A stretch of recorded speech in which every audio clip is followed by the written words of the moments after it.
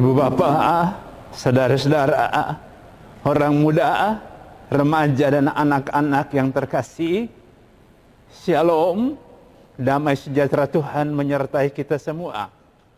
Hari ini Sabtu 16 Januari 2021 adalah Sabtu pekan biasa yang pertama.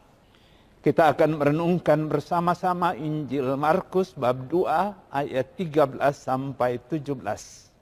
Mari kita membuka renungan ini dengan tanda salib. Dalam nama Bapa dan Putra dan Roh Kudus. Amin. Mari kita siapkan pikiran dan hati kita untuk mendengarkan sabda Tuhan dalam Injil Markus bab 2 ayat 13 sampai 17. Sekali peristiwa, Yesus pergi ke danau Galilea dan semua orang datang kepadanya. Yesus selalu mengajar mereka. Kemudian ketika meninggalkan tempat itu, ia melihat Lewi, anak Alfius, duduk di rumah cukai. Yesus berkata kepadanya, "Ikutlah aku." Maka berdirilah Lewi lalu mengikuti Yesus. Kemudian ketika Yesus makan di rumah Lewi, banyak pemungut cukai dan orang berdosa makan bersama dengan dia dan murid-muridnya.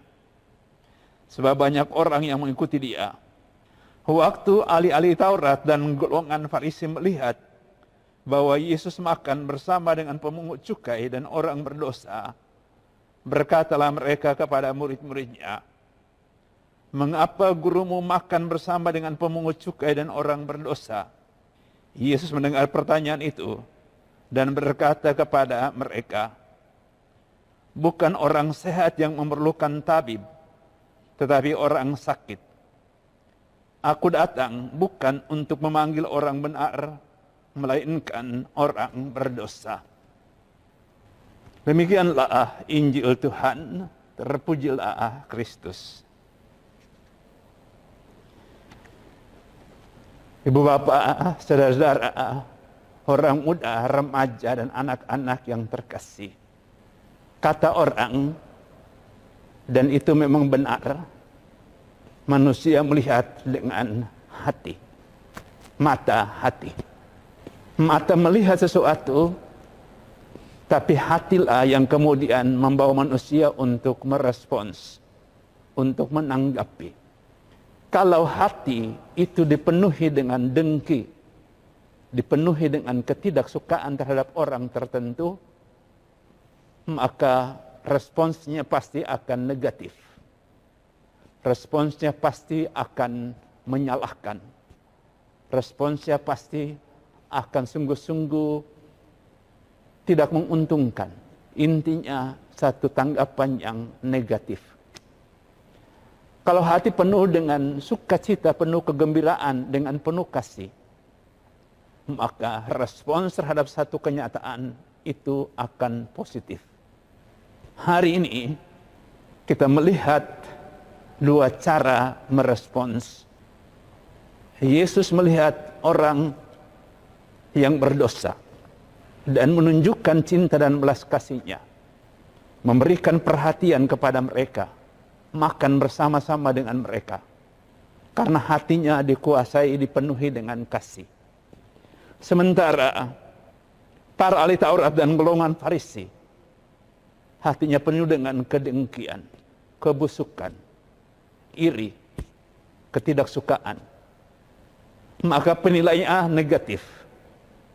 Negatif terhadap Yesus yang makan bersama-sama dengan orang berdosa, negatif dengan orang-orang berdosa, negatif mengenai orang-orang berdosa itu, para pemungut cukai dan orang-orang berdosa itu. Intinya mereka tidak suka kepada Yesus, menolak sikap Yesus, karena mereka juga menolak orang-orang pemungut cukai, orang-orang berdosa. Itu hati yang penuh kebusukan. Pengikut Kristus, kita semua pasti akan mengikuti langkah Yesus. Karena kita adalah pengikutnya. Memiliki hati seperti hati Yesus, yang tidak pernah mempersalahkan orang lain, tetapi yang mendekati terutama mereka yang dianggap manusia-manusia yang hidupnya tidak benar, manusia-manusia yang dianggap terlalu banyak kesalahan dan dosa, bukan untuk mendukung cara hidup yang keliru itu, tapi untuk menunjukkan kepada mereka bahwa mereka tetaplah manusia. Dan sebagai manusia mereka dikasihi oleh Tuhan. Dan karena itu setiap pengikut Tuhan, setiap pengikut Yesus akan ikut serta di dalam jalan Yesus itu. Menunjukkan cinta dan perhatian, keberpihakan kepada orang-orang yang dalam tatanan sosial seringkali dianggap sebagai orang-orang yang jahat, orang-orang berdosa. Hari ini kita ditantang untuk membaharui lagi komitmen itu. Menjadi wajah Allah yang penuh kerahiman bagi orang-orang yang terbebani karena ada penolakan-penolakan di tengah-tengah masyarakat terhadap kehadiran mereka. Mari kita berdoa supaya kapanpun, dimanapun, kita tetap menjadi wajah Allah, menjadi perpanjangan tangan belas kasih Tuhan, untuk menunjukkan kepada saudara-saudari kita yang terbebani karena situasi realnya yang dianggap sebagai orang-orang yang tidak benar. Supaya dengan demikian mereka makin percaya bahwa Tuhan sungguh mengasihi mereka. Mari kita berdoa untuk itu. Tuhan memberkati kita semua. Dalam nama Bapa dan Putra dan Roh Kudus.